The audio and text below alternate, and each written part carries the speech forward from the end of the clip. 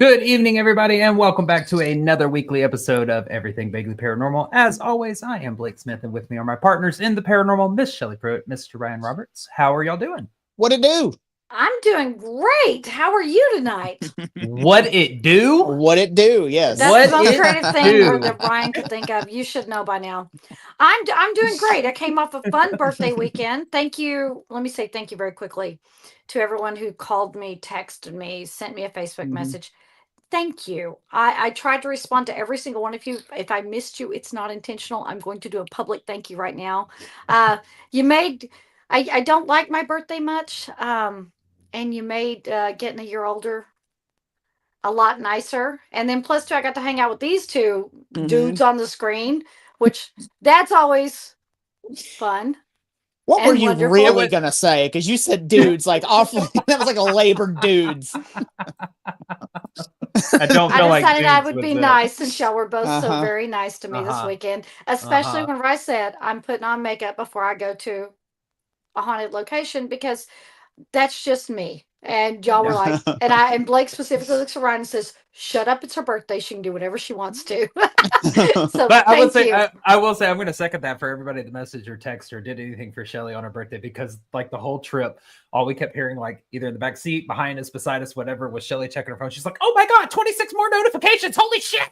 No, I'll put it to She you was this way, ecstatic all weekend. Y'all made her dude. weekend. It was great. And she had to reply to so many people that Facebook thought she was spamming Facebook, and they almost shut her profile down.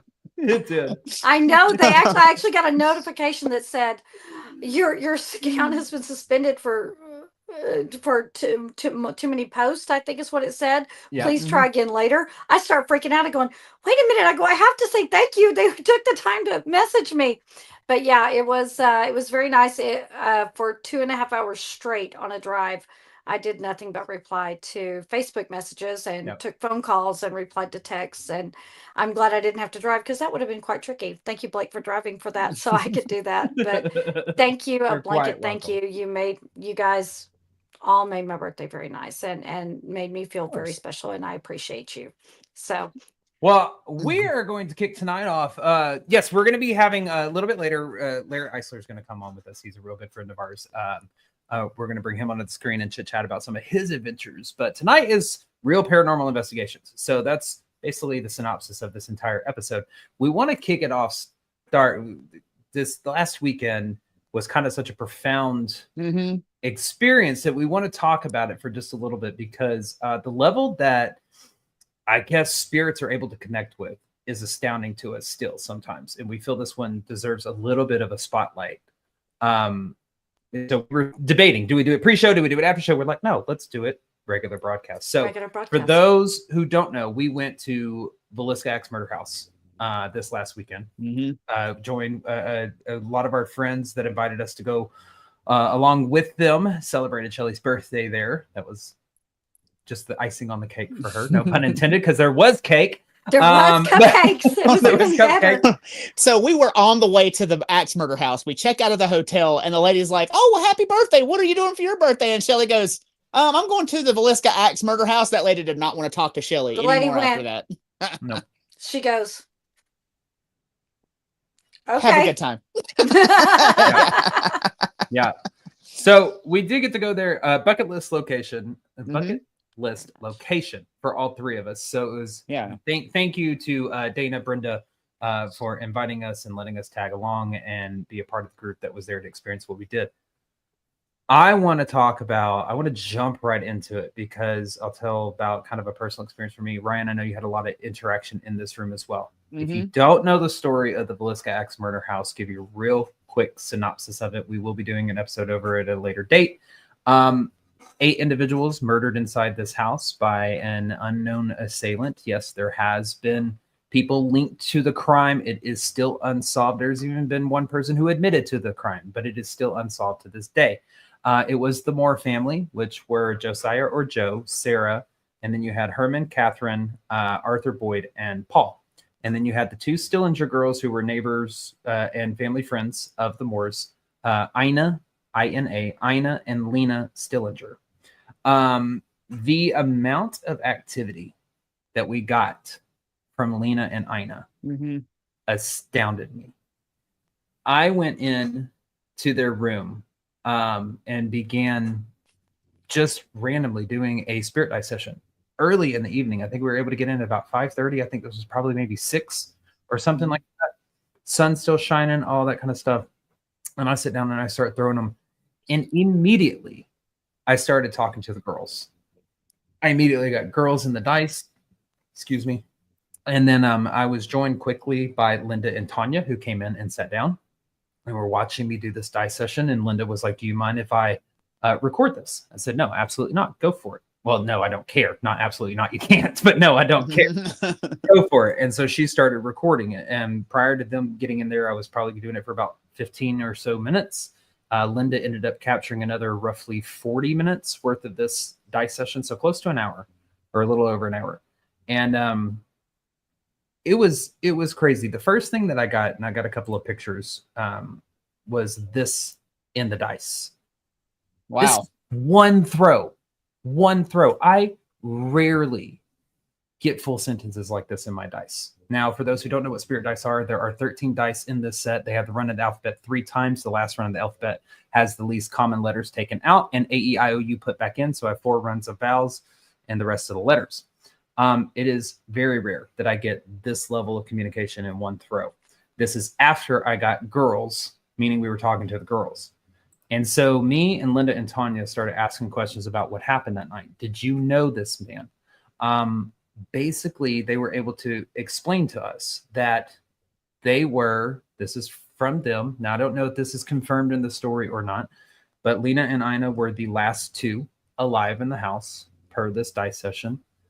They heard the commotion happening upstairs. Lena had told Ina to get into the closet, which we actually had on the dice as well. Ina closet. From there, it was said that he entered the room. Ina was grabbed or hit, swatted at, put back in the bed, and that's when he unfortunately ended up taking their lives in the bed as well. Mm-hmm. They described him as a brute of a man, big, moved very fast. He grabbed his tool and it hurt. That was all the answers that we were getting. And I kept trying to ask them, who was this man? Like, what do you know? Age? Do you know all of this stuff? And when I said, like questions like that, they weren't sure. They were unsure. But then I asked him, I said, do you know the color of his skin? Was he a white man? Was he a black man? Was he, blah, blah, blah. They gave me fair, like fair skinned, which is something they would have said probably back then. Fair skinned. But I never got whether it was a man that was there in the community, because we know like the reverend's been tied to it, and stuff like that.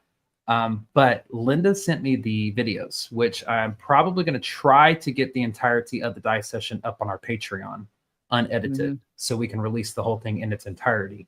But I noticed when I played the last about 30 seconds of one of the videos she sent me, when I was asking the question of where this man came from, or if you knew this man, in the dice that I missed in the video cuts, unfortunately, before we get to the end, because I was wrapping up the conversation, in the dice on that last throw is the word tracks. Like train. Oh, okay. I have a theory it's a man from the train tracks. Right. That is my theory. Now, if you have read or know the story again of the Villisca Axe Murder House, or read the book Man from the Train, there is a slew of murders that took place from basically kind of like is it Chicago area? I know. I think it was up in the northeast. It was in the northeast. Yes. Okay. Northeast area. I think that there was 9 other murders along the tracks. And I believe one after in Colorado, I think is after that one, that follow this trail line and have the same MO, the same kind of, play by, I guess. Whoever it was a family annihilator. He always chose families. And it was always little girls in the family. It was a Sunday night, and he always covered the mirrors whenever he did his crime. Yeah, if I remember right. Yeah, he. So that's very interesting. That I did not know you caught that in the very last throw. I did in the very last throw. That was right before I caught the conversation, and you see me struggling to put the word together in that last throw, and then right before the video ends, I noticed TRACKS. And I was like, son of a bitch. But you also, Ryan, had very interesting activity happening with Lena and Ina. I did. And it's interesting because you said that they said he was a brute of a man, like he was a big guy. Now, guys, we put it up on the EVP Facebook page how big I am compared to how small that house is. I was trying to go into the attic, and I looked like I was freaking Andre the Giant trying to walk in there. As Chad Wandell so eloquently put it, fee fi fo fum.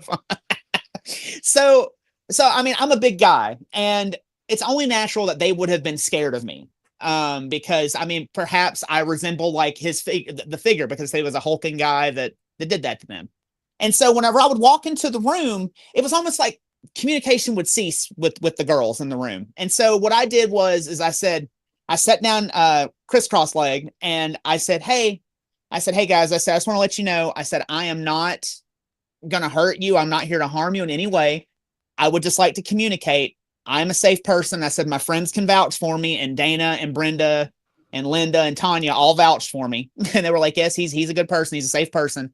And I said, I tell you what, I said, how about we pinky promise? I pinky promise I won't hurt you. And I held my pinky out, and Linda had a light board. Like, you ever seen like those light boards that track movement? Like if something goes across the top of them, like it's broken down into quadrants, and there's about 12 different quadrants on that light board, I believe. And this light board starts lighting up slowly because something has to pass over the top of it. Nobody's near it. This light board starts like lighting up slowly as if something's coming towards me, and the light held like in front of me as I'm holding out my pinky to pinky promise the girls, right? So that was pretty interesting. And I was like, oh, that's so cool. I said, hey, that's really cool, guys. I said, tell you what, I said, can you make this thing, can you play hopscotch on top of this thing and show me how to do that? And I got it to do like hopscotch, like it would do light up once across the board, and do like twice, and then light up one more time at the end of the board. And I said, that's so cool. And I got him to do it backwards and forwards, and like we talked for a long time. You are good at getting child spirits to communicate with you. Yeah. And it was so freaking cool. And then Linda, during the Estes session, had the headphones in, and she said she heard a little girl's voice say, Ryan is fun. We like Ryan. And I had told them, I said, hey girls, I said, I got to go outside and get something to drink before we started the Estes session. And we come back inside, and one of the girls said, did he get his drink? So I'm just yeah, she did. Yeah. That's so cool. You know, like, like for them to be so talkative. Yeah. And I know that we're in, and I don't mean to like cut you off, Ryan. No, you're good. You're good. But I know that we're getting close to the time to bring Larry on. So, yeah. Shelly, what was like that one thing for you? Because you had activity in different area, right? Well, upstairs, and Ryan, you and I were together, and we hear something come out, the sound coming out of the attic, like it, like it. We wasn't really a growl, it wasn't really a hiss. It was almost like something was trying to scare us to make a noise, and we heard that. But initially, down in Lena and Ina's room, I had been there with Brenda and Dana, and we're running both the spirit box and a necrophonics. We're trying to see if we can get them to agree and communicate with us, and we're kind of talking. We definitely get a child's voice come through, and it said, "Am I dead?" No. And at that point, I think I started losing. I'm a mom, so here, my eyes started welling up, and I was like, "Yes, you are." I'm like, "But you have 3 mommies in here. There are 3 mommies in this room, and we're not going to let anything happen to you while we're in here. If you want to come and sit by one of us or hold our hand, that's okay."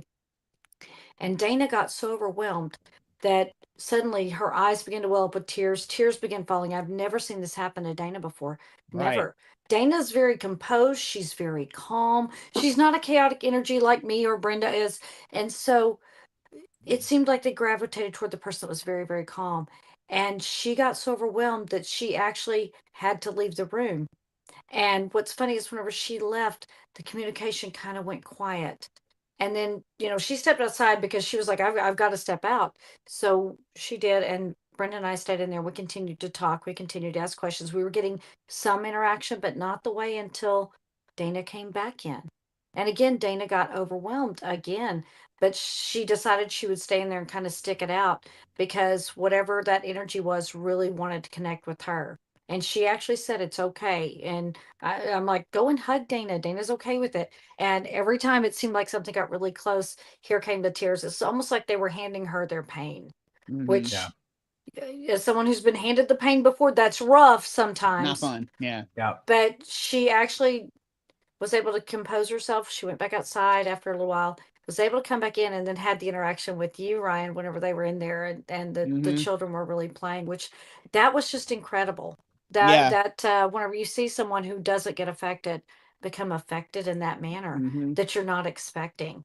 And she was surprised. She said she'd never felt like that before. She was a little bit overwhelmed with it. And then we had another person, and I don't know if she wants this told or not, so I'll leave her name off, who suddenly got a flash image of what happened in the building. Right. And she said she had never had that happen to her before. That suddenly it was like she was watching the movie play as to what happened in the room. Yeah. And that, if you've ever had a flash image, it's scary as hell. And you're a little confused when you're done with it. You want it to stop, but it doesn't until it's done. And she had one of these that she basically watched what happened to the little girls in that room. That was also in Lena and Ina's room. In Lena and Ina's room, that they showed her in a flash image whenever she laid on the bed. They just showed her. And she was quite rattled by that as well. And so this house wanted to communicate. And at the end of the night, we still walked away going, it seemed like a calm night, but not whenever you add up, because the things were spaced out pretty good. But whenever they happened, they were intense. Right. Yeah. So, and if that's a quiet night, child. Yeah. So no, we wanted to spotlight Villisca just a little bit because again, we were debating whether put it post broadcast. We were like, no, let's talk about it before we have Mr. Larry on. But speaking of, we're gonna get to the meat of tonight's episode. Is it our boo? The meat of tonight's episode. That sounds funny. Anyway, it sounds dirty. Heard it when I said it. Anyways, we are going to talk and speak with one of our friends. We love this guy to death. He's great. We're going to go ahead and bring him onto the screen. He is a award-winning filmmaker, paranormal investigator, historian, a researcher, an author, you name it. He's done it. Let's go ahead and bring the stage Mr. Larry Eissler III. What's up, Larry? Hey, boo, what you doing? I'm here. I'm ready to talk. You guys are some of my favorites. So, you were like, you should be on the show. I'm like, hell yeah, let's do it. Hell yeah. Well, not to make you sit in the back and wait for just a little bit, but that's all right. We had to spotlight some of our Villisca shit that happened this last weekend. So that's okay. I didn't really get to see your guys' Villisca stuff because I was in the backwoods of Missouri. Where? And, so it's a place called the Castle House. Okay. It's really in the middle of nowhere. The town is like 100 people. It's way out there. But it's a really cool place. So Riverside Iowa Paranormal does events there. And so the gentleman that owns it has a room of curiosities. Okay. And there are things in there that I've never seen before. And I don't know if it should be in somebody's house. Like what? Like what? Yeah. Do tell. Well, there is a 4,000-year-old bronze spear. What the hell? Ooh, that's cool. Yeah, that's in there. Okay. There's a human skull. All right. Several different artifacts from multiple different African religions and Asian religions. There is a ball and chain from a plantation in Georgia, which I'm sure you could assume. There's a lot going on, yeah. There's a lot going on with that ball and chain. Several different miniature headstone plaques, one of them belonging to a slave. And a child's viewing casket amongst a dozen other items in this one room the size of a bathroom. What the hell? Damn. So, got a lot in there. And then there's so much more. It's a wild place. And so we were there. We were doing an overnight, and in Missouri, apparently in the summer, it's like 100 degrees. I guess we forgot that because we all showed up in black and in jeans, and we're like, okay, well, we're gonna die, and it's not gonna be the ghosts. It's not gonna. It'll be the ticks maybe, but definitely the heat.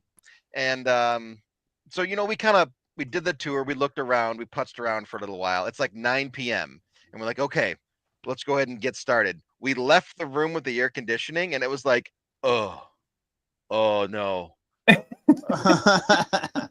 Maybe it's just hot in the house. Let's go outside and we'll do a session outside where there's a lot of stories about the building and the land. Oh, it was bad. It was like 95 degrees at 9 p.m. And I'm filming. I've got my camera and I've got my little screen popped out in front of my face so I can see what I'm doing. The mosquitoes loved that screen. Oh, God. Boy. So I have dozens of mosquitoes right here in front of my face. Yeah, it was a good time. Damn. Great time. Did you catch anything cool that made it worth it? We did. We actually caught quite a bit. I have to go through a lot of things because I literally came back to a tree being down in my yard. So that I saw that on your Facebook. What happened with what that? The fuck, man? So just some gigantic storm flew by while I was in Missouri, and then my favorite tree, which was my grounding tree, I literally walk out my door and I go, "Yes, nice tree."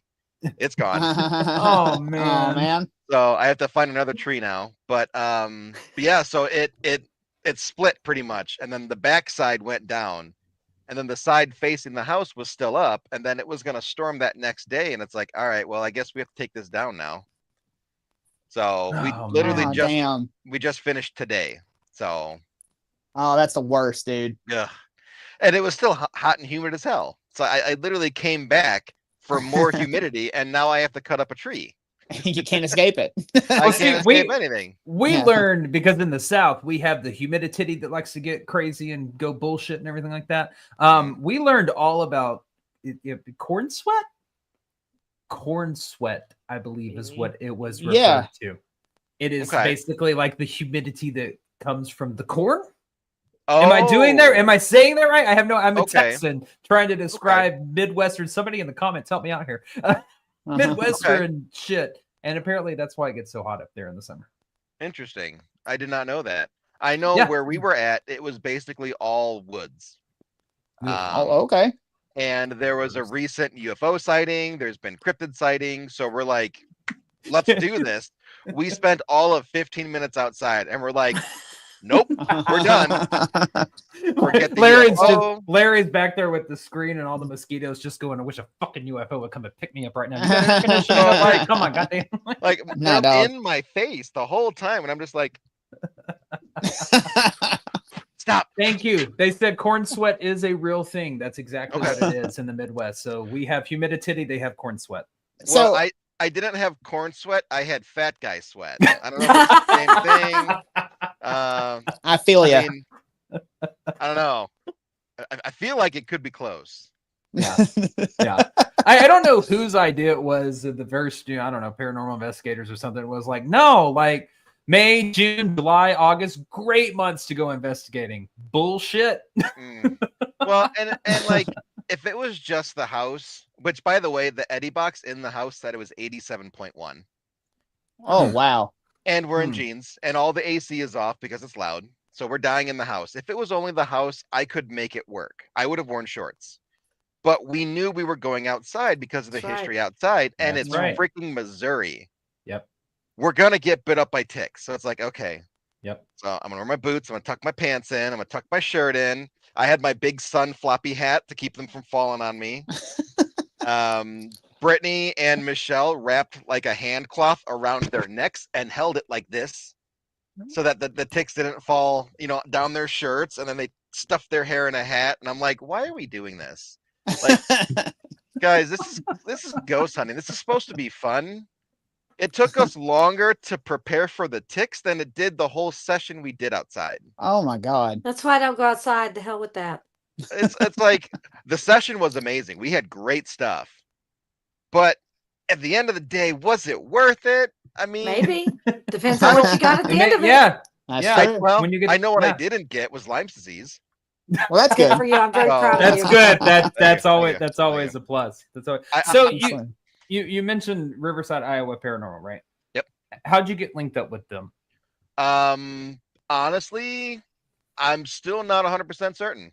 Hey, that's a perfect. I love that answer. It just happened. So I know the date though. It was September 15th, and it was at Broadhead Manor. They were doing an event with David Childers and Allura. Oh, nice. And Bill was like, hey, if you're around, could you come and help with this event? David and Allura are going to be here. There's going to be a bunch of other people. You know the building really well. So I was like, yeah, that's not a problem. I'd never met any of those guys. So I was just like, sure, I'll help, whatever.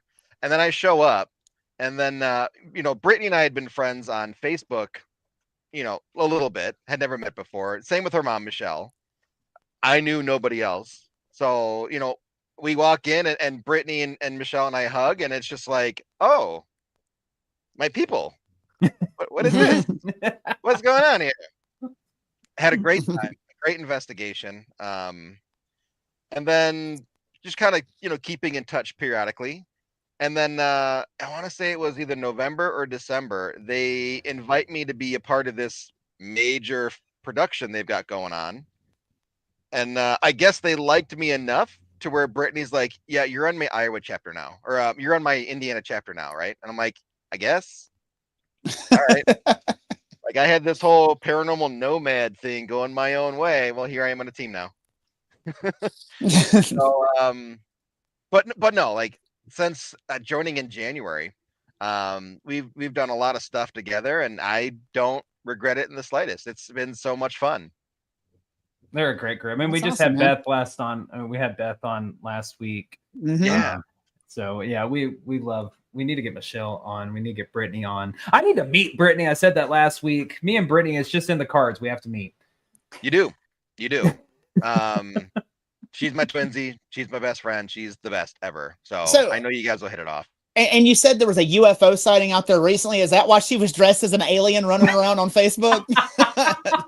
Yes, that is why. Also, I have the camera footage. I'm going to compile it together. That was after we had Brittany sitting in the dark waiting to jump scare her mom. So that will be coming soon. I love it. Just gonna throw that out there. Brittany calls me her enabler because she'll come up with these really crazy ideas, and I'm just like, yeah, let's do that. Sorry, it's a good idea. Is someone going to be mad? Yes, they will be mad, but it's not going to be us. Do we care? No. Listen, if it sounds like a good idea, and I think there might be even an inkling of paranormal evidence to be captured, absolutely, we're doing it. It's for me, it's not even the evidence. It's going to be funny. Yeah, well, it's this one over here. It's like, well, guys, and we're like, Ryan, shut up. I'm already on my way. I'm like, if you're going to stop me, you better follow me. Exactly. Right. She's over here with all the ideas. She's like, I think I'm going to do this. And my first thought is, ready. All right. Pull that camera up. Get it ready, Mr. Filmmaker. He's like, no, wait. Again. Lighting's not right. Angle's not right. Hold on. Gotta start all over. I mean, it's obvious. I took the pictures and videos that she posted, right? And so in the castle house, there's 3 beds. Her mom and Jake are in one bed. Brittany's in the most haunted room, which is hilarious. And then I'm in the room with all the fucking dolls. Oh, hell no. Nope. So the guy that runs the place, he set this Raggedy Ann doll up and then turned her head to look out the door when you walk through. And it's just like, I hate this. I don't, you know what? Whatever. So I'm laying there in bed, and you know how it is. Like, you're supposed to be asleep, but none of you can sleep. Right. So I'm editing those photos, and I'm like, oh, damn, this is actually pretty cool. Brittany, come and look at this. And she's like, yeah, that's the one right there. And then that's, how they got posted. But we have plans for that costume. Okay. Oh, it will be making an appearance again. All right. I'm not going to say where. I'm not going to say when. And there's a couple other ideas where she's like, hey, should I do this? Like, yes, you should. Exactly. Let me just say that 2026 is going to have some really great reels. Nice. Love that. Hell yeah. I'm excited. So, Larry, are you currently working on a project? So, or have you just finished one? I just finished one. Probably my biggest one yet. It's called The Seance. It was filmed at the mysterious Rough House, otherwise known as the Watsika Wonder House in Watsika, Illinois. This is the location of the very first spiritual possession in the country that was documented. Ooh. Okay. So mid 1800s, and the house that's owned by Asa Roth and his wife, they were devout spiritualists. So they held seances and all these other things in the property a lot when they lived there. And then when this young woman named Larancy Venom was possessed by Asa's daughter, they lived in that house for 100 days. So, this is the location of what was dubbed the spiritual miracle, because in Larancy being possessed by Mary Roth, all of her ailments were healed after that 100 days. And Mary went back up to heaven, and Larancy lived a very long life and popped out a lot of kids. Okay. So she was always known as the weird aunt, but that's okay because I feel like we're all a little like that. Yeah, that's the title I strive for. Right? Weird aunt. I'll even take aunt. That's fine. Weird aunt. Right. I mean, I'll take weird. I'm a little too far gone for aunt. I don't think I'll fit aunt. I've got 2 nephews that call me Aunt B, and hey, I'm here for it. It's whatever. I don't care. Sure. So she was possessed by this other spirit. Does she remember any of that time period of being possessed, or was she kind of like cohabitating her body? What's the deal with that? So what Mary Roth described was Larancy went up to heaven to be healed, and then after 100 days came back down and took repossession of her body. Okay. There isn't a whole lot of information from what I've seen about, like a detailed account from Larancy. It just kind of is the story now. So I don't know if there's one out there or not. That sounds like a soul exchange program. I'll come live with you a little while. You go live where I live, then we'll go right back. I mean, that really fits the description.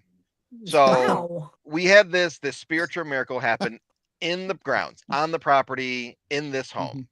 Right. So Neil Gibbons, who produced it with me, he approached me with this idea of, what if we did our own spiritual miracle? Okay. And I'm like, go on.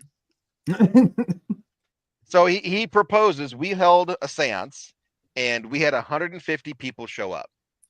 Wow. And in this seance, what if we can heal these people that need healing? And I'm not talking about spiritual possession or healing physical injuries, but what if we can lighten their load? Okay. And there's some heavy loads these people were carrying. A lot of the questions were, did my sister ever love me? Could you accept my apology? And why did you hate me when you were alive? Like, this is some heavy stuff. Right. So this is emotional healing we're talking about. Emotional healing. Okay. And just people that never got to ask these questions when the person was alive. Right. Or, just they needed closure, and they came to us, and a lot of them, I want to say approximately 30, received that. Wow. And due to lighting issues, we were only able to keep about 25-ish, because, like a seance, there's items that are involved, right? Usually a bell, a horn. And the most problematic item for me was candles. I have all these cameras and recorders on the table. There's like 12 people at the table. Like, that's kind of dangerous. I don't know if we should put candles on there. So I'm stretching my brain. And I'm like, how can we introduce fire to the seance to simulate candles, but also at the same time make it practical for my camera? And I came up with tiki torches. Oh, what a good idea. That would give you enough light to be able to see without putting up your lighting equipment. Good idea, Larry. And it's beautiful. The warm glow on people's faces is just gorgeous in the dark. And then the only problem we had was the wind. The wind would cause the flame to flicker, so there's a little bit of flickering in the lighting. But as long as you can look past that and realize, this isn't like a super produced seance. Like, this is how it happened. This is real. It's live. Oh, I think the flickering of the light would just make it that much more creepier and make it that much. I mean, I think that lends an absolute wonderful air of authenticity to it. I can't wait to see it. It's wild. And unfortunately, some of the people that were too far away from tiki torches, you just can't see them. Right. Yeah. So ultimately, I had to remove those question and answer responses, but I put in as many as I possibly could and still kept it within about an hour-ish. What was the most profound moment for you from coming out of the seance? I mean, number one, it's Diet. I mean, anytime you listen to Diet speak, yeah, your mind will be blown. You're just like, how was that even possible? So, spoiler alert, she's on next week. Anyways, go ahead. You can ask her all about the seance. So, we didn't plan that at all, guys. What? Interesting. Well, I appreciate the double promo then. You're gonna get it. Well, as you know, Diet is ridiculously good. Oh, gosh, absolutely. She's just. The problem though is she's my BFF, and I should be used to this. And she still surprises the crap out of me. You know what I'm saying? Like, we're sitting there. I'm filming this thing. I'm behind the camera. I'm doing my thing and going around. I have headphones on, so I can hear Neil's microphone and I can hear her microphone completely clear, like it was standing right next to me. And this one woman, just the most tragic story. Her older sister, who took care of her, passed from a brain embolism, I believe. Never knew if the sister loved her. And as this woman starts asking questions of Neil, before Neil can really start asking Diet goes, Jackie. And you see the young woman go, oh. Like, that was the sister's name, and Diet just plucked it out of nowhere. Wow. Completely caught everybody off guard. And then just the way that the responses all came out, like this poor woman just completely broke down. These are such heavy questions that she had, right? And she got her answers, and in talking with a couple of these people, including her, like they all just felt so much better afterwards. Like to be a part of that is wild. And then even Darren, who is in your chat here, he was a part of it. He is one of the seance session, one of the people asking questions in the seance, right? And then we did like a little mini testimonial after the seance where some people can sit in the room and be like, okay, this is what happened. I talked to my aunt and she said this, and he came and sat down and talked about how, everything that she said with her responses about his dad, she was spot on. And that's really the theme of all the testimonials is Diet killed it. I love that. Just killed it. Was there any doubt? I've had, yeah, exactly. I've had a personal reading from Diet herself, and I cannot tell you how scary accurate she gets. Same. Yeah. Well, I tell you, this is how ours started. I sat down across from her, and she looked at me and kind of cocked her head at me, and I was just like, she goes, let your guard down and let me in, because right now you have me so blocked off. She goes, I'm not wrong, Em. And I was like, oh, no, you're not. I'm sorry. I'll loosen up a little bit. She clocked me right at the beginning. She was like, I have my guard up so hard. She's like, drop your freaking, I mean, she was on it. Yeah. I don't get that opportunity because we've known each other honestly for not that long, only a couple years, but she can read me when I'm not there. And she can read me from afar. So it's like I don't have the chance to like put up walls. She just already knows. Yeah. We were just chatting a week or two ago, and she told me about something that she knew that nobody knows. And I'm just like, how the fuck you know that? And then she starts like listing all this stuff, and I'm like, you need to shut the fuck up right now. Somebody's gonna hear you. You need to stop. Exactly. Shut up. So, and I'm like, how did you possibly know that? And she's like, it's all in your energy. And I'm like, well, that's not fair. What am I supposed to do with that? And here she is, just like ding, ding, ding, ding, ding. All right, whatever. You know what? Do your thing. It's fine. Larry said that's fucking cheating. It is 100% cheating. It's not though. So in the seance, so you said there were 150 people that showed up to do this. Mm-hmm. How was it conducted? Was it like 12 people at a time, or was it one big group, and how did you determine who to use and who to not?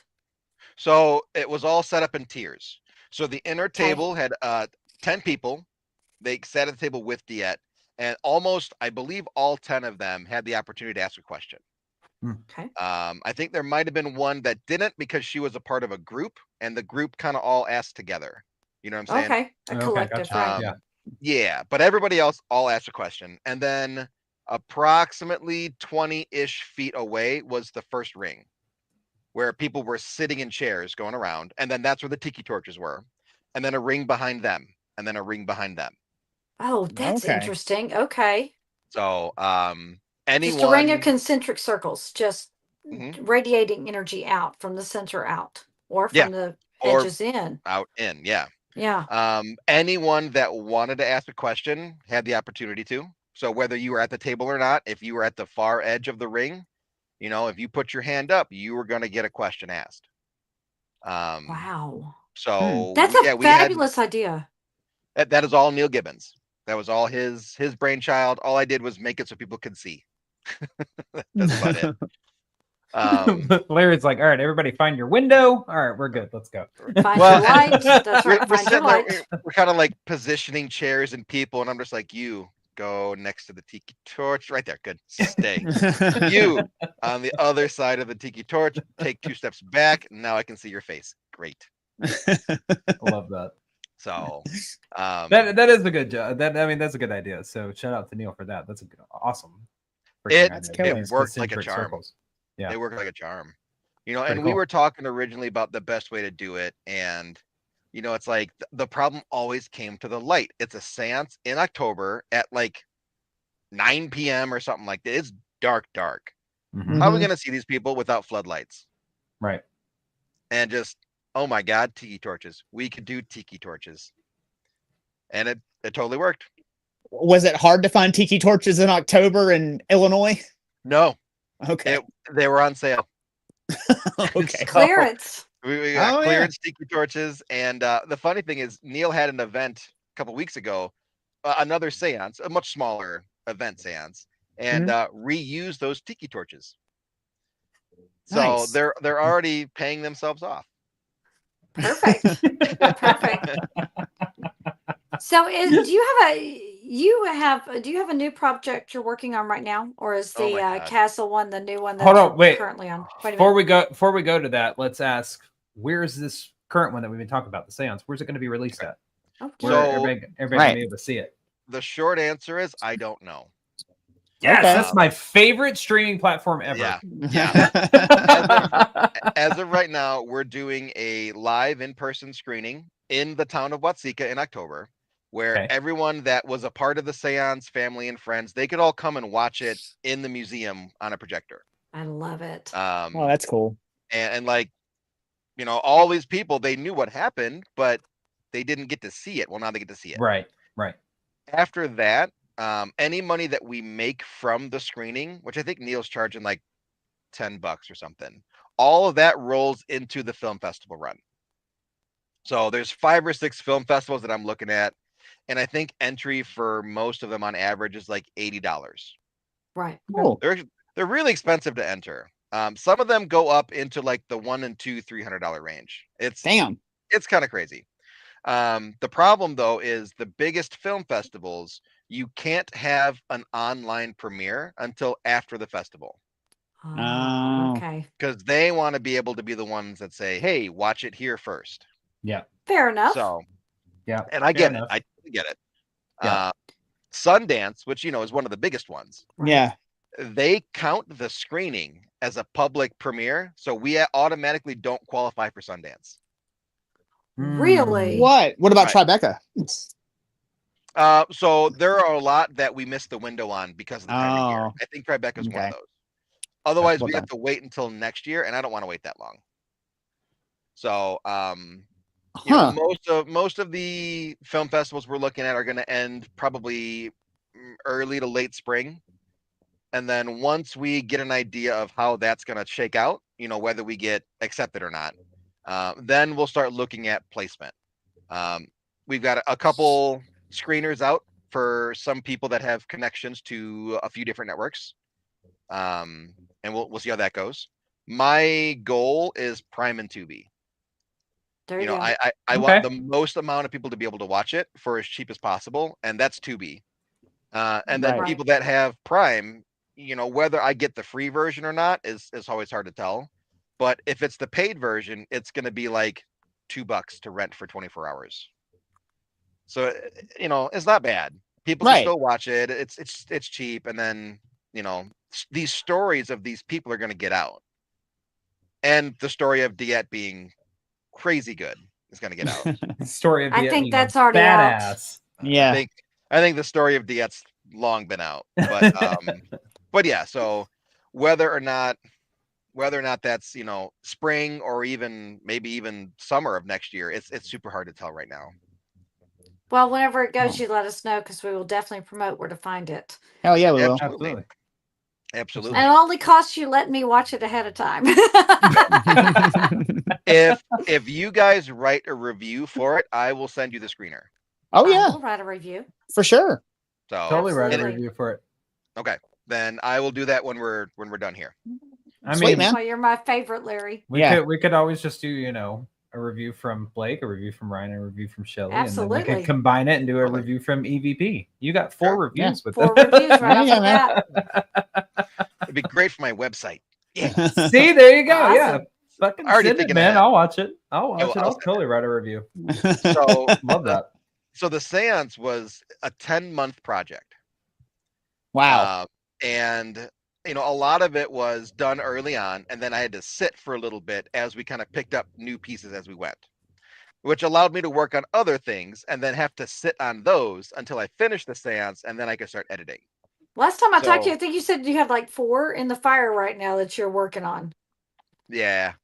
It's like 6 actually. Oh, it's going up. Jesus. Okay. So how Larry, OnlyFans doesn't count, man. I'm just saying.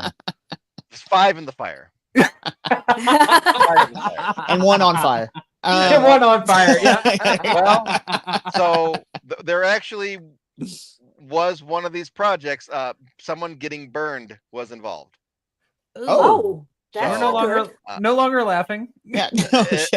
Well, I'll tell you about it. But so I've got the seance, right? That's the big one. Right. Up next is Expedition Entity, the final series premiere episode or series finale episode, which that had Michelle and Brittany a part of it, and that at Broadhead Manor, that was a wild night, just a wild night. I can only imagine. The most amazing thing was we brought all 4 of us back for the last episode too.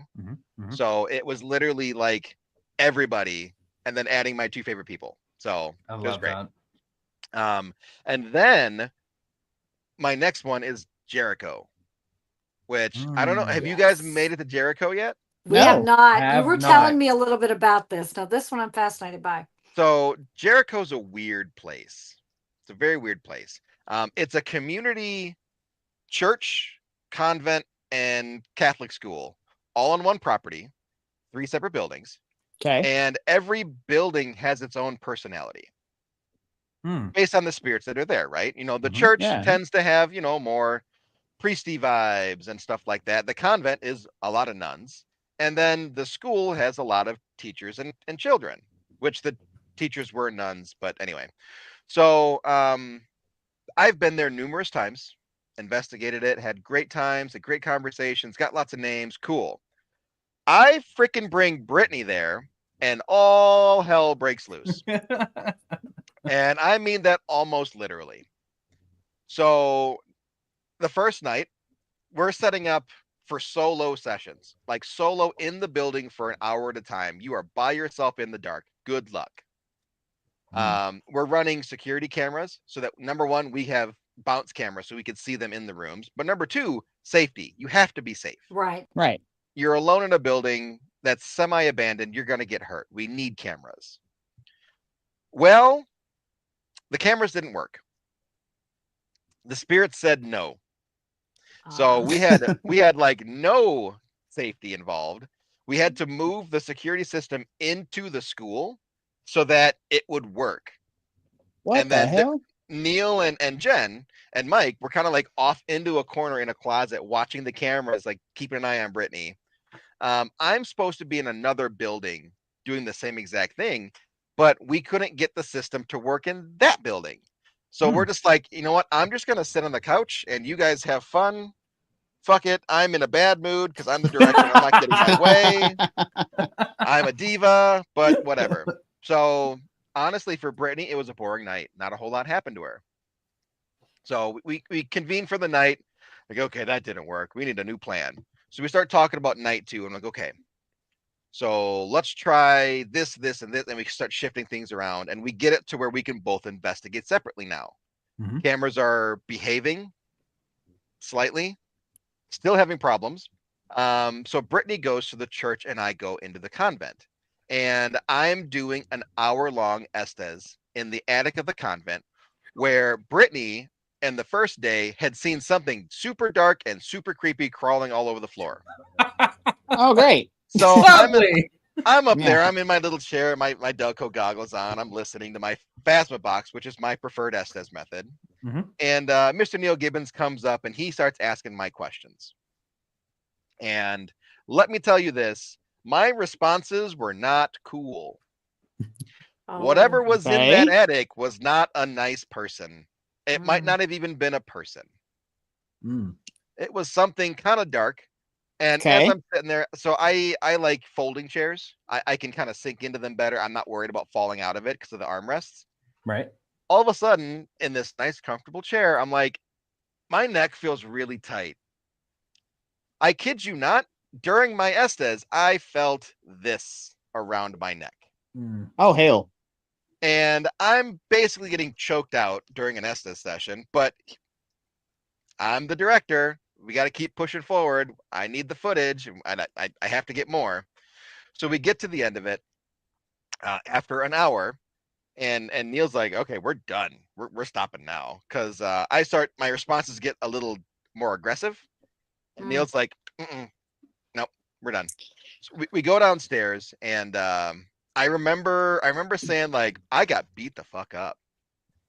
And you know, Brittany sees me come down the stairs and her eyes get big as saucers. Because you know, that's not how I am. I'm the calm one to where it's like, oh hey, like, oh, that was kind of cool. Anyway, let's move on. I guess the look on my face really scared her. So I go and I sit down on the couch and it's just like brain fog. Like I can't think anymore. My face was purple. Like it was bad. They had to get me off the property across the street before I could start thinking again and start talking normally. And then meanwhile, while we're across the street, something is stalking us from the shadows of the trees outside, and we can watch it hop from tree to tree to tree coming towards us. Oh, hell no. The hell? Jesus. Meanwhile, during, you know, the time I'm getting choked out in the one building, Brittany's in the basement of the church having like panic attacks. Like, I need to get to Larry. Something's wrong with Larry. I got to go to him right now. And, you know, I haven't double checked it yet, but because we were running for 1 hour at a time, and she said I was about halfway through my hour when I came and checked on you, that's around the time I was getting choked first, when I said my neck was tight. Oh, wow. Could you feel the pressure getting tighter and tighter as you were going along? Yeah. Whoa. Yeah. And then it started coming down and affecting like my shoulders too. And like I could feel it coming down into my arms. And I'm like, this sucks. So my question becomes, at that moment, whenever you felt physically in danger, why did you not throw your hand up and say, I'm gonna stop? Why did you allow that to continue to happen to you? Because I know you had someone in there with you. Yep. But that could have had very bad, long-lasting repercussions, or has it? So it kind of resurfaced the third night. So there were repercussions. we end up going back to the Airbnb because we're like, we ain't staying here. We're going to an Airbnb tonight, which was like our shower place, but now we're sleeping here. Fuck that. Right. The third day, we're sitting there. We're just like, okay, what do we do? How do we come back from this? And there's a lot that I said during my Estes, that was instructions from another spirit. And long story short, that spirit told me through the Estes, him and her stay together as one moving forward. So we're like, clearly me and you need to be next to each other this whole time because one of us is going to die if we don't. So that's the plan. We're going to screw the solo thing. We're going to stay together. Maybe it won't attack us. We're going to do this. Or so maybe it wanted you together, so it was one swoop, take you both out. Mm-hmm. I don't know. You'll have to excuse Shelley's mob mentality sometimes. We never figured that out.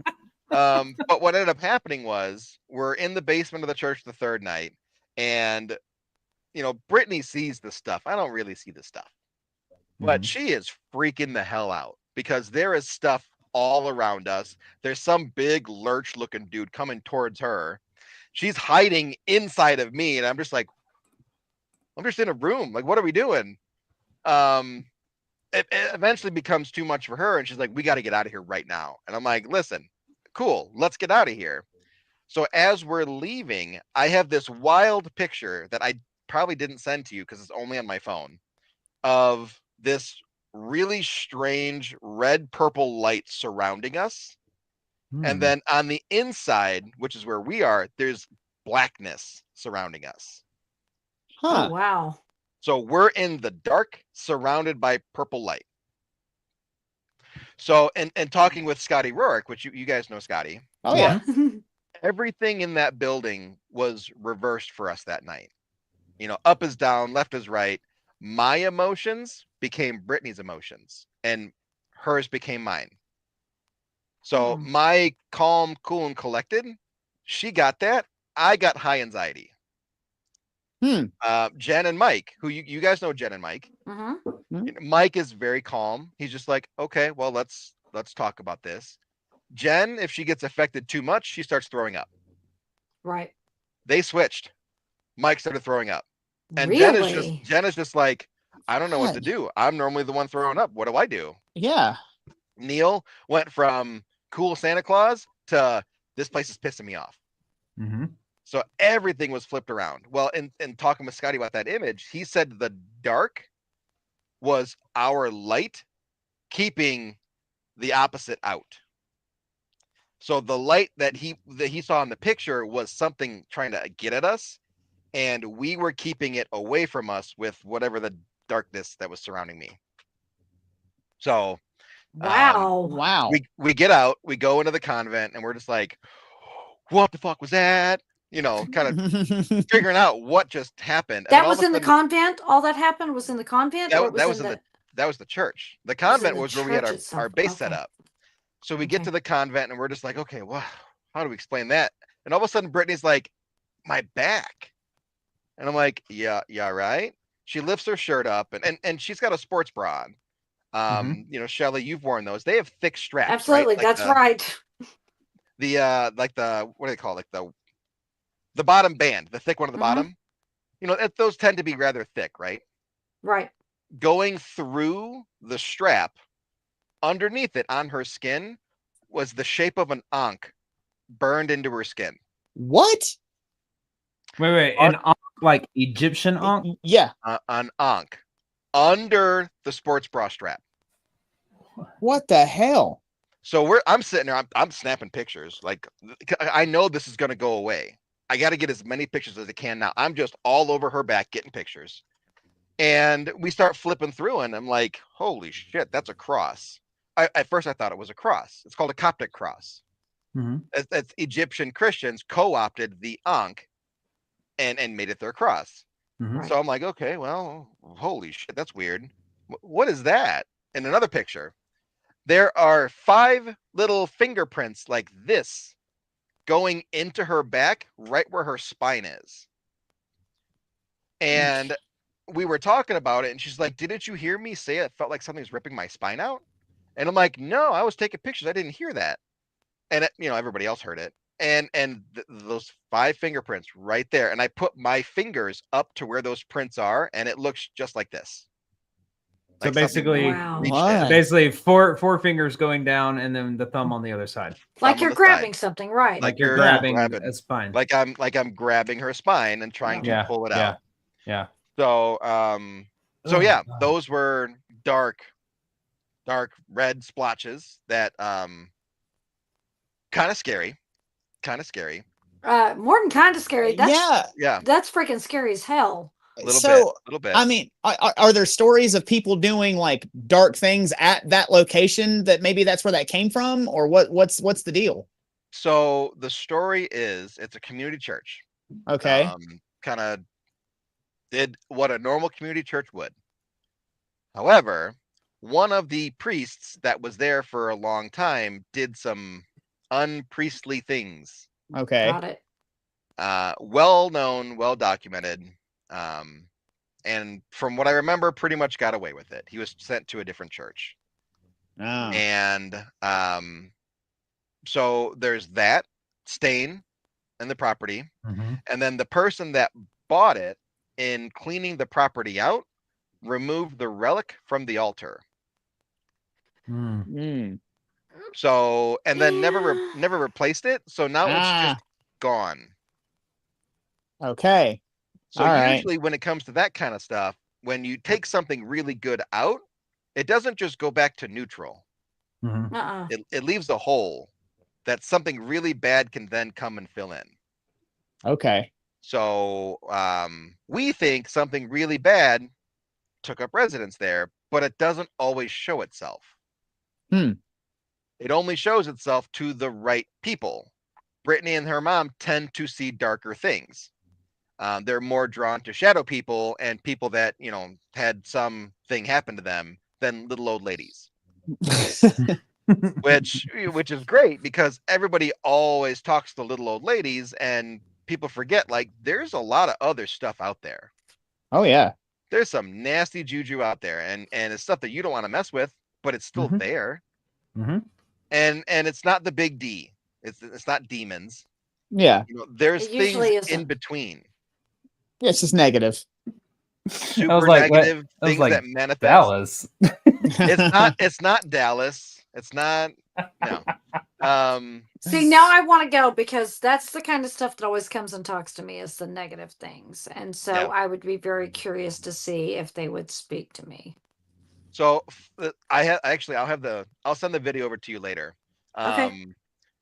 You guys can watch it. It's a snippet from that. I was super proud of myself. Mm-hmm. So this whole time, I'm getting super messed up by this place. Mm-hmm. My brain fog and this emotional switch where I'm no longer in control and grounded. Apparently I'm a super grounded person, right? And I was all over the place, just crazy.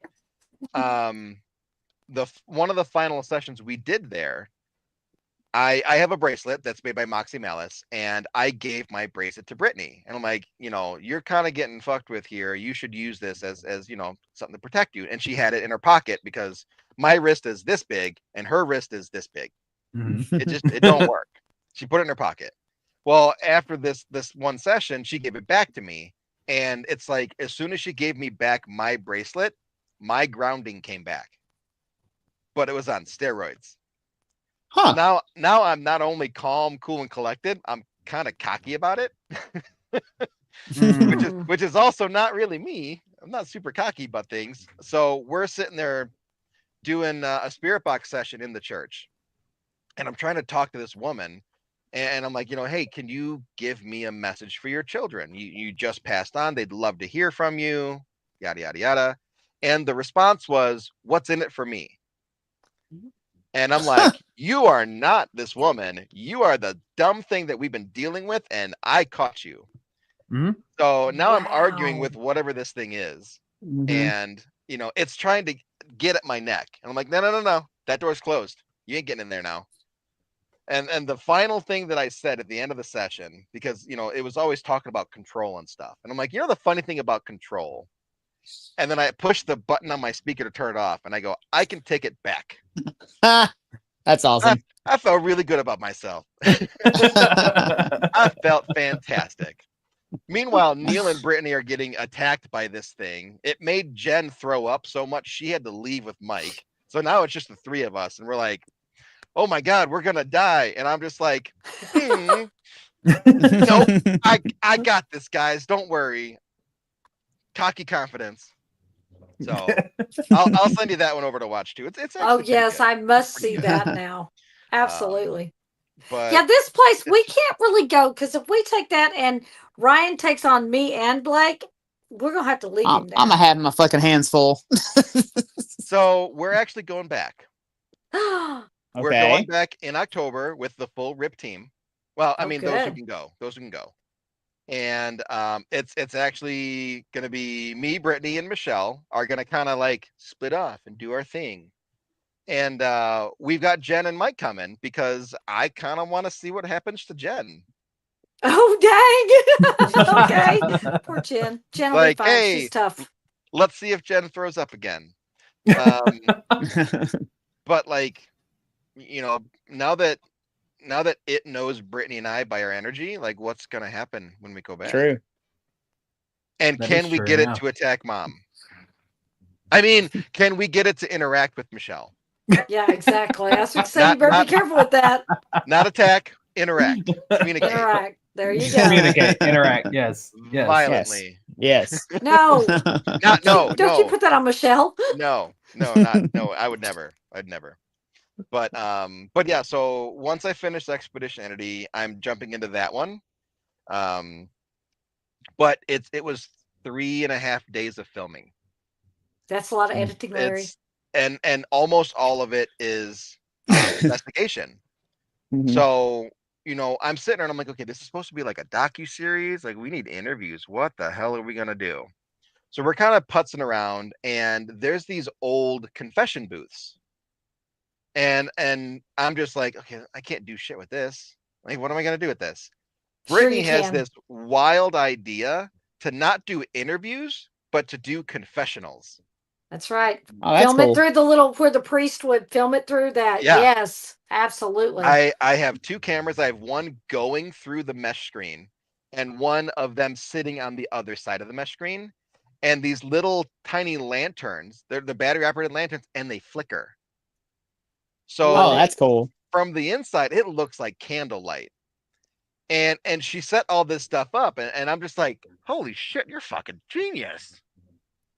I'm putting the camera together and I'm just like, oh my God. Hold on. Let me get a picture of this. It's beautiful. I'm totally keeping that one in my back pocket. That's such a good idea. Like, I'll give her the credit until after the Jericho thing comes out. Then I'll be like, oh guys, I've got an idea what we could do. There you go. I mean, I've never done this before, but maybe. No, I would do that.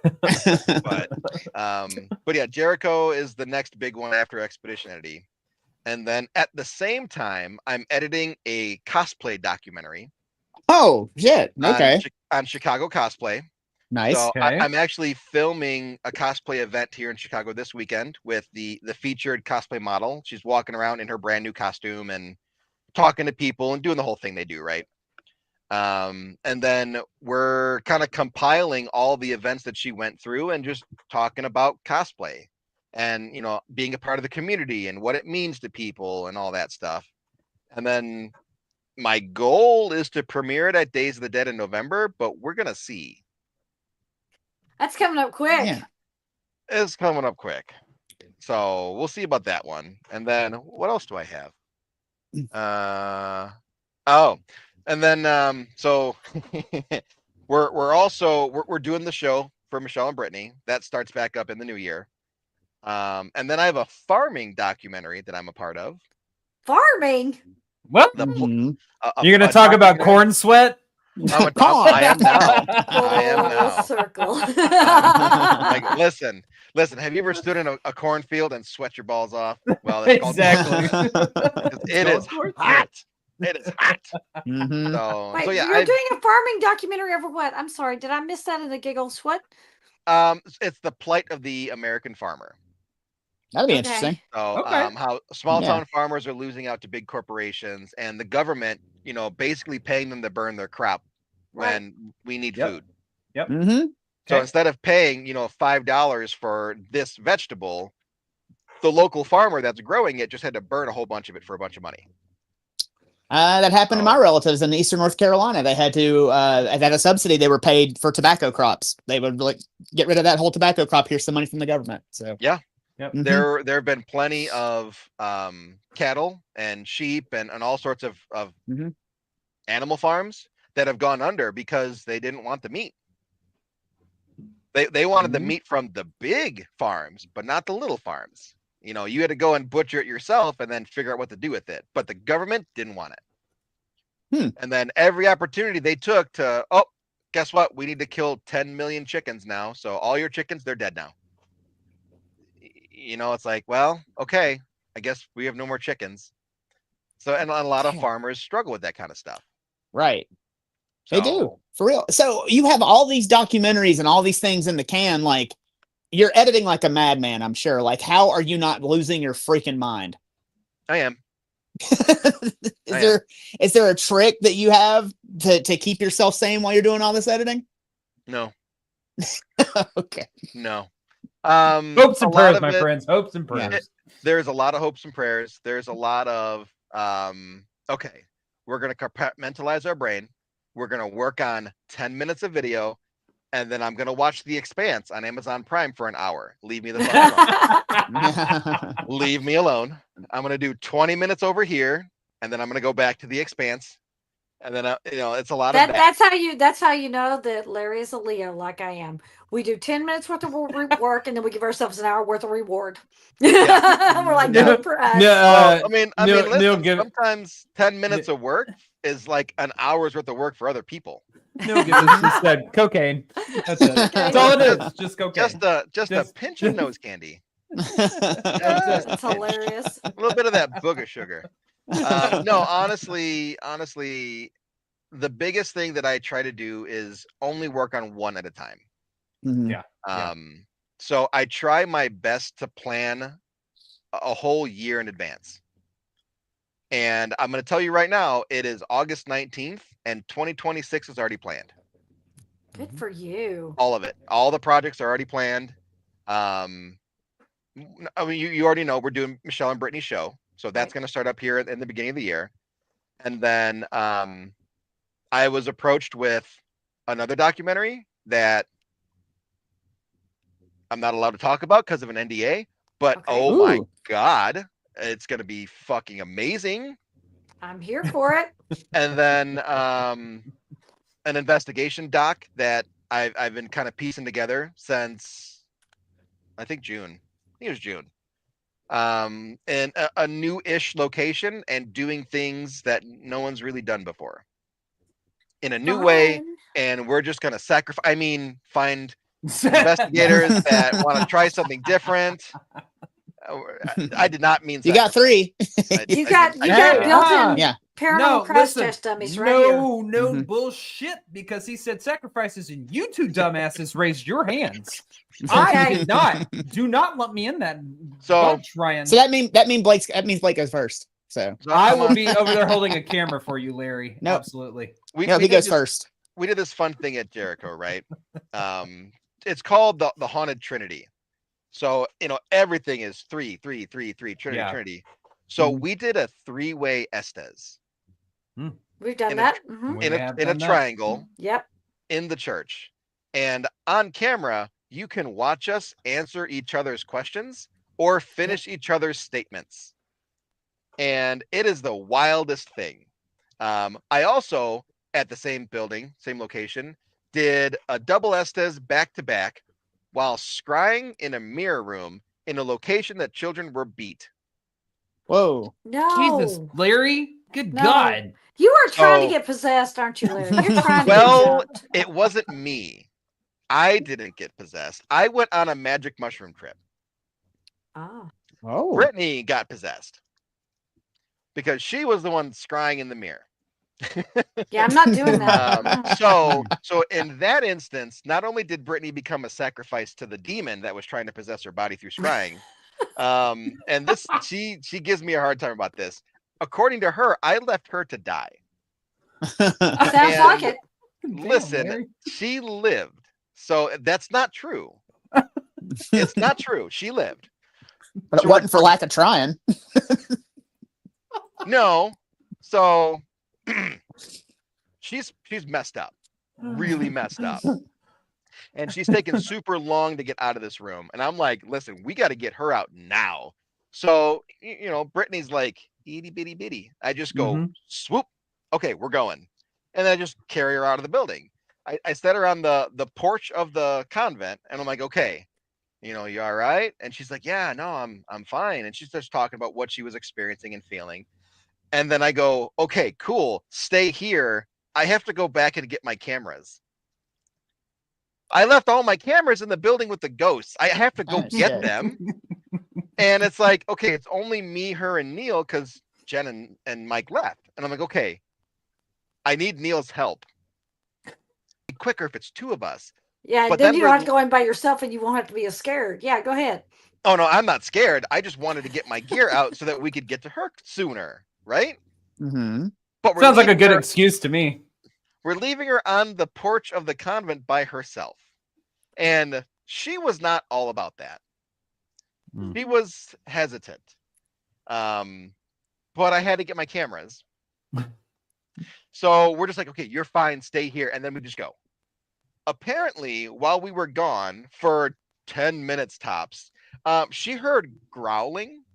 Oh. She heard growling. So freaked out.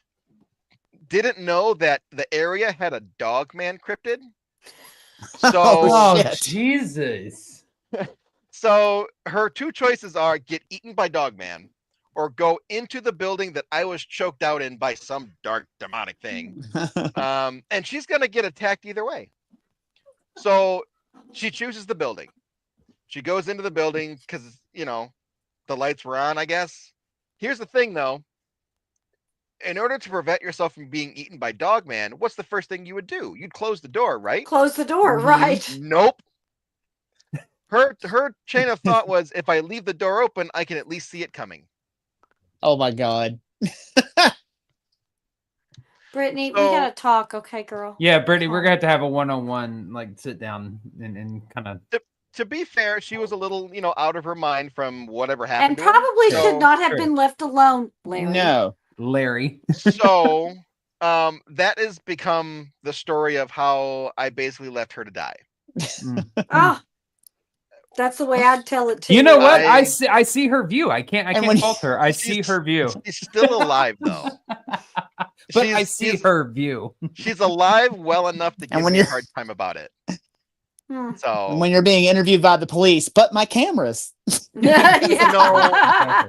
know, those cameras are really expensive. So like, we're going to take your picture for you, sir. I have a little bit of trouble believing your story because I feel like you're lying a little bit because Neil Gibbons said you held his hand while you went inside. So you held my hand. I think there was no, just fucking with you, man. Becca, I did not leave her to die. I left her barely alive. Okay, this is not going how I thought it would. No, it's never going to go. Yeah. No, sure didn't. This seems to be how my live streams go when she brings it up too.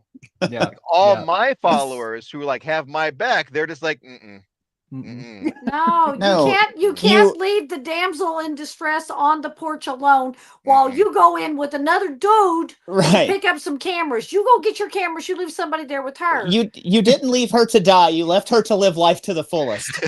Yes. Shut up, Brian. Yes, I did.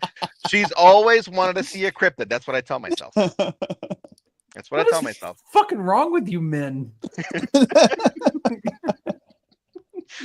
So yeah, and then her newest story is that I left her to die at the Castle House too. After hearing this seems to be a pattern with you, Larry. I think I would believe that. So well, you know, she's wearing the alien suit, right? It's spandex, and it's like 90 degrees at night with 150% humidity. She can't see and she can't breathe. So we're filming these little things, and that's why she's kind of walking like this, because she can't see anything at all. And I go to escort her up to the house where I thought she was going to come inside with me where the air conditioning is. And her mom and Jake are sitting outside, and they're talking with her. And I'm like, hey, you coming with? And she's like, I can't breathe. I can't breathe. and to be fair, should I have unzipped her earlier? Yes. Yes. Did I? No. Let me guess, you went inside with the air conditioning. I did, because I was going to grab her hand and guide her in so she didn't fall. And she didn't see it that way.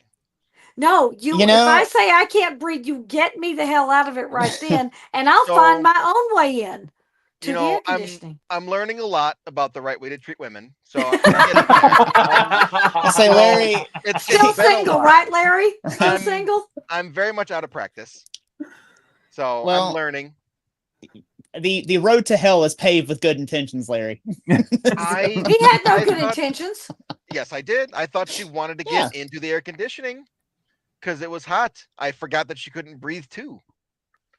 So and I'm gonna tell you, this is also the person who's like, what are we filming next?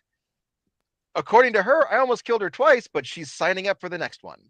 So just remember that. Remember that. God. We all have moments of madness, Larry. All of it. We have moments of madness. She, in some form, is signing up for it. In some form. Whether she knows it or not. She's signing up for her death. But no. But think of the footage. Think of the footage you're gonna get. The alien footage in the pictures are pretty cool. You two are peas in a pod. Y'all should. They were pretty cool. And I'm Brittany, not gonna lie. I got you, girl. We got you, Brittany. We got you. Don't no. don't believe that. You better believe that. There have been other times where I have saved her life too, though. So I'm gonna throw that out there. So it's as of right now, I feel like it's a wash. Of course you do. It's a wash. We're back to breaking even. There you go. Oh God. So you're trying to get all these projects released like this year? That's what you're trying to do? No, I didn't think so. So the seance, it is what it is. Yeah. Expedition Eddie comes out in October 1st, I believe. So that one will go. Jericho is going to be a whenever it's done situation. And that's going to depend on going through it all. The seance had, I think, 6 hours of recorded footage or 6 days of footage. So, and that took me 10 months. I don't know how long the Jericho is going to be. There's just no way to really know until I get into it. Whoa. What do you mean karma's a bitch? Who said that? Who said that? Me. I'm on comments tonight. Whoa. So Jericho will probably be like a spring kind of thing. The cosplay doc, I want November, but we'll see. The farming thing, that's kind of a long-term project because we have to film in different seasons. And sometimes I've got an event or another filming and the farmers decide this is when I'm going to plow my field. I'm like, well, I missed the spring footage. I guess I have to wait till next year now. So that one's kind of a long-term thing. And then everything that I'm doing next year, I have no idea. I have no clue. I think you forgot that project, with everything vaguely paranormal somewhere in there. Where was that one? So I forgot. So that's under the NDA. That's the NDA. That's one of the 4 for next year. I still have to talk with what's his name? I'm drawing a blank. Chad, yeah. I still have to talk to Chad. And then try to figure that out. And then once we get the times for these other projects, then I'll be able to figure out when I can squeeze that one in. But that one is that's a next year one. It's definitely not a this year one. Yeah. Good, because we're busy the rest of this year, Larry. Yeah, we are. Yeah. No, we really are. We really are. We really I are. don't doubt it. We're so jam packed. I know for me, like I'm filming this weekend, and then the following weekend I have 2 investigations, Saturday and Sunday. Mm-hmm. The weekend after that, Diet and I are driving to Maine. Holy shit! That'll be fun. No, that's a 19-hour drive. That sucks. Boo-hoo. You'll be fine. I will be, but it's gonna suck. Yeah. And then 2 weeks later, we're off to Ireland. Love that. Damn, buddy. Will you bring me back a leprechaun, please? If I find one. Thank you. If I find one. And then we actually just announced this last weekend here. We're doing a travel doc for Thailand next year. I saw so we're doing the monasteries, the temples, a Thai cooking class, a lot of other stuff. You know, that's all part of the package. And then we're going to film them as they do all the stuff. Love it. So I'm ecstatic. I've always wanted to go to Thailand ever since I saw The Hangover. So okay. Like, wow, I'm gonna go to the place those 3 drunk dudes were at. This is great. This is perfect. But yeah, that's the 4th project for next year. So love it. Larry talk Thai? No, I don't. Is there we've reached almost our time with you. We like to keep our guests at about an hour since we got you on a little bit later. We've stayed a little bit later. But is there any final questions y'all have for Larry? If not, I'm gonna give him a second to shout out his stuff. Let him shout it out. Shout it out, Larry. Where can they find you, this information, all of that? Well, basically the best way to find me is on Facebook. I've got the blue check mark. It's really easy. I have an Instagram. I'm not super active on it. I have a TikTok. I'm less active on that. So really it's Facebook. Just find me on Facebook. I post a lot of stuff, a lot of the stuff I'm working on, the stuff I've got coming up. I actually just put a post out today about 2026 where I'm kind of scaling back a little bit.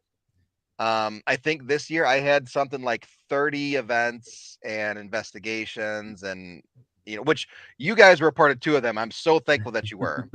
But it's like that put a really big strain on my body. Yeah. So, and my car put a big strain on my car. Yeah. So because these projects that I'm working on are kind of intense. They're bigger projects. Some of them require like 19 hours of driving to Texas.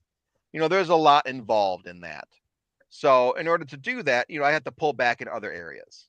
Mm-hmm. So like I'm pulling back in events, I'm pulling back in group investigations, but I'm also doubling down in the RIP events. I came into RIP after I had most of my schedule done this year. And a lot of the events that I had were weekends they were doing events. So I couldn't go and help them. Well, this upcoming year, that's my focus. I'm going to be helping them with their events and their locations and helping them secure some of my spots, which I think would be a whole lot of fun. And then finding new ways to mess with Michelle along the way. So, but let me remind you, I'm the enabler, not the idea man. Well, that somebody sounds perfect. Sorry, I'm not the idea man. I'm not the idea woman. We'll just say that. You're the enabler. Well, I tell you what, Larry, thank you. And we're going to let Blake enable us to let you know where we're going to be. Why don't you give them everything they need to know, Blake? Yeah. All right, Larry, hang with us. We got a few announcements and we'll wrap it up here. So first, giving a huge forewarning. I don't know how to say it. We want to let you know that Tuesday, September the 9th will be our September 9th. Let me slow down. Will be our next live Q&A. It's been a year since the last one, so get ready for that. September 9th. That will be our next live Q&A. So get your questions ready. Come on, get creative, y'all. We love them. We've seen ghosts. We believe in ghosts. Our scariest stories. So get creative and ask us anything. Absolutely. Well, if you want to support the show directly, check out our Patreon page at patreon.com/EVP podcast. That's EVP podcast with 2 P's. For just $5 a month, you'll unlock over 450 Patreon exclusive videos, including the pre and post broadcasts, which are the 30 minutes before and the 30 minutes after this live broadcast. So you are getting an additional hour with us each week. Your support from this goes directly back to the show and towards the adventures we bring you week after week. And if you are not sure about joining Patreon, try it risk-free with our 7-day free trial. Make sure you stay connected with us. Follow us on Facebook, YouTube, many more by searching Everything Vaguely Paranormal and looking for that green sound wave. And remember, you can catch us live every Tuesday night at 8 p.m. Central Standard Time on Facebook and YouTube. If you would like to meet us in person and come hang out, again, your choices are dwindling, but September the 3rd through the 6th, we will be in Vernal, Utah for Phenomicon 2025.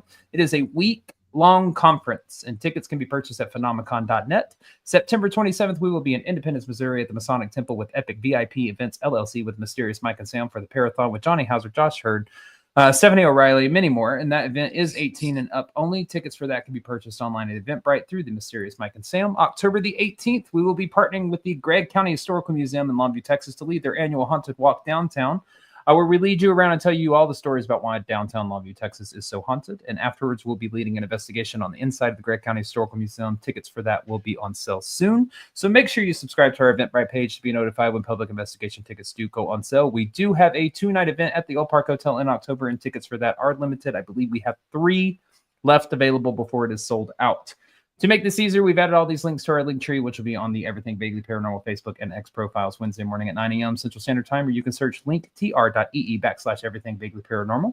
We are grateful for your continued support. Every like, comment, share, and download keeps the adventures alive. So if you have a favorite episode, share it with your friends. If you have a story, comment, or question, or you'd like to be a guest on the show or have us as guests on your show, email us at the evppod@gmail.com. That is THEEVPPOD@gmail.com. Go like, share, and subscribe to that YouTube channel and smash that thumbs up button to show that you like Larry. I think I heard Blake take 2 breaths. He's good at it. What can we say? 198 episodes. I think I got it down just a little bit. just a little bit. Well, y'all, thank y'all so much for joining us for another weekly episode of Everything Vaguely Paranormal. For myself, I am Blake Smith. My partners in the paranormal, Miss Shelley Pruitt, Mr. Ryan Roberts, and our very special guest this week, Mr. Larry Eissler. Thank you so much for coming on. We appreciate it. We love you all, and as always, we will see you next Tuesday. Bye-bye. Bye, y'all.